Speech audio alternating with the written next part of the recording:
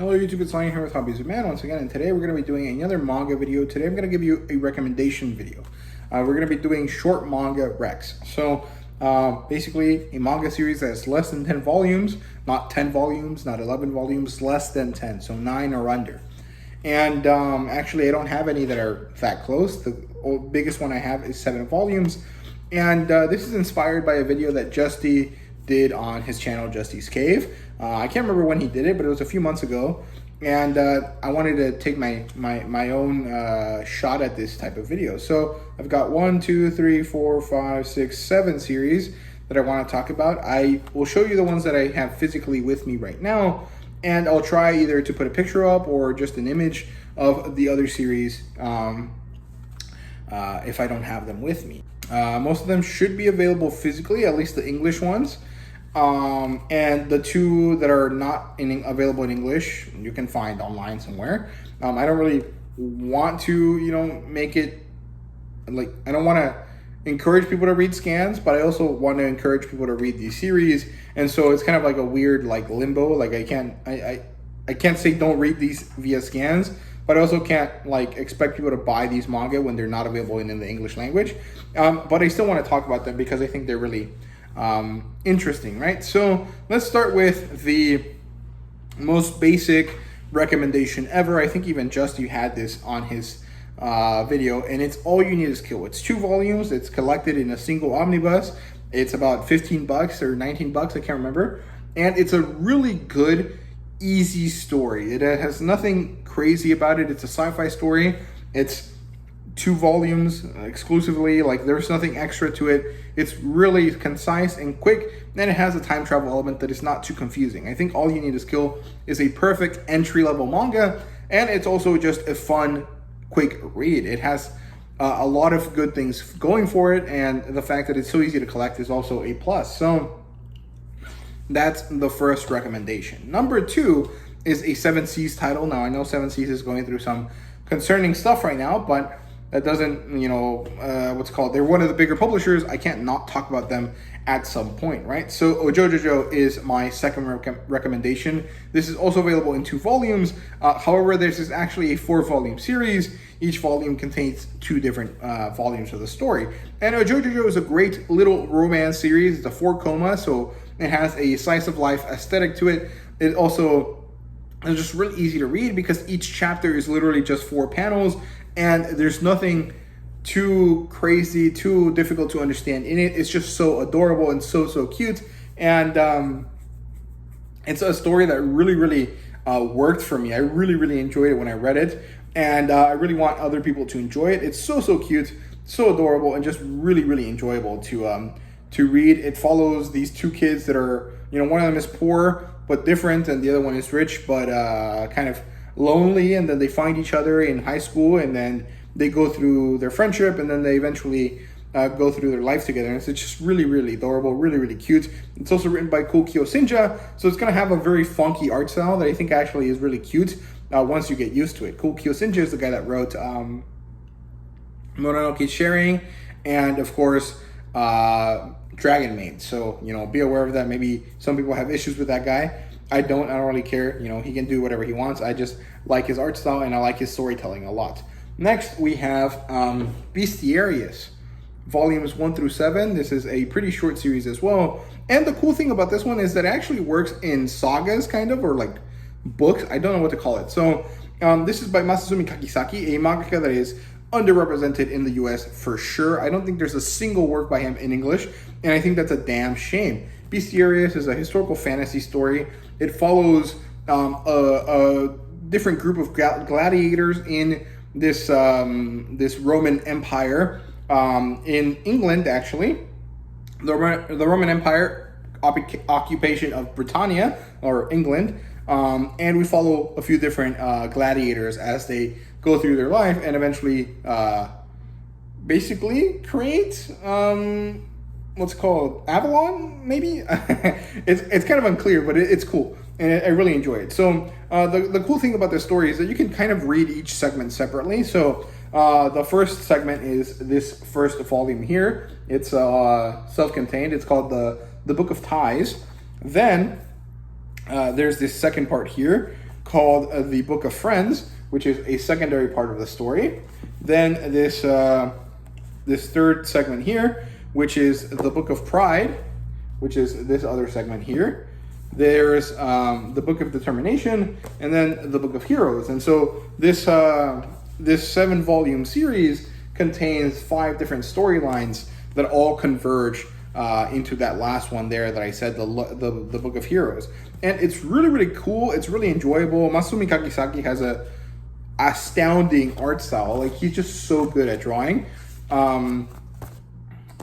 And I don't think this is available in English. I think it's available in Spanish, German, I think, and of course the original Japanese. I don't know too many other, companies that have it outside of the U.S. It probably is in French as well. I wouldn't see why it wouldn't be, but I'm not too sure. But it's a great story, and I really hope that by mentioning it here, we get to see more people interested in this mangaka, because he's god tier, man. He's so good. I think in the English talking sphere, me, Weabra, and one of the anime essay guys talked about it. I can't remember if it was Broken Ronin, I think that's his name, or someone else. I can't remember, but someone else talked about it for sure. And it's a great story. It's a great mangaka as well. Masumi Kakisaki is badass. And then let's move on to something else. So the fourth recommendation I have here is Black Torch. It's a 5-volume series. You can read it on the Shonen Jump app.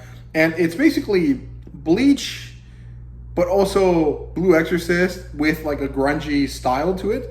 And I think it's really great. It's really awesome. The thing is that it kind of got axed, or the mangaka's health declined or something, and it got cut short.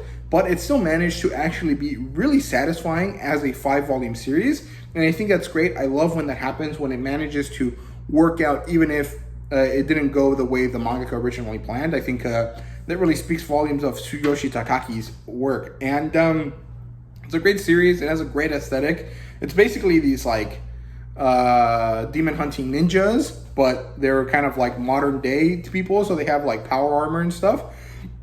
And it's really, really cool. I really enjoyed it. It's a wonderful series, and I definitely recommend it. And if you like his take on fantasy, you should check out Heart Gear, which is also by the same mangaka, and it actually follows more of a like post-apocalyptic robot type of idea, and it's really good.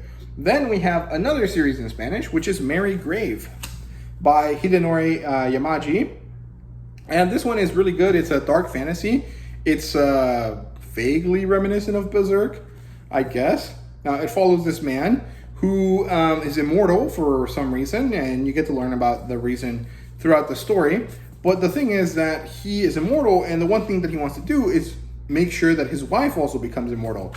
But she has died because of the way that he became immortal. So he's setting out on this adventure to try to see if he can also turn her immortal. And we get to see this beautiful love story unfold. We get to see him traveling places, and along the way meeting people that his wife affected in her own journey, and then managing to learn more about her that he didn't get to know because he was dead. And so it's really good. It's really enjoyable. It has a lovely message about love and how love can transcend, even the harshest of things. And it also has a really interesting aesthetic. It's really cool. It's this medieval fantasy type story, and I really like it. It's so cool. And this one also got canceled, I think, but the mangaka managed to do a good enough job at finishing it. And he also, or they also, I don't know if they're male, female, or other, but they managed to leave it open enough that you can take out some of the parts from the end and then continue the story onward, and I think that's great. I hope that they manage to find some success and come back to the story later. They're currently serializing a new story called Soara and the Monster's House, and it looks fun. I really enjoy it. It seems kind of like Dragon Ghost House Hunting, but it's kind of different, so it's cool. Then we have another science fiction manga, which is ASTRA Lost in Space. Now, this one is a great series. It has a lot of twists and turns to it, but it is essentially a survival story. It's available on the Shonen Jump app for free if you have a subscription. and it's only 5 volumes, and it's really, really enjoyable. And it follows this class of young teenagers as they grow on their expedition into space outside of their colony, and then actually end up having a big problem with their ship. And it's really, really interesting, and I quite liked it. It was really good. I don't really want to talk too much about it because there's this moment in the story that really makes or breaks it for you, and if you go in knowing that plot point, it's gonna suck. So I really don't want to say too much more about it, but it's a great series. I definitely recommend it. And the last short manga recommendation here is for the Hero Mashima fans. I definitely recommend you guys check out Mashima Heroes.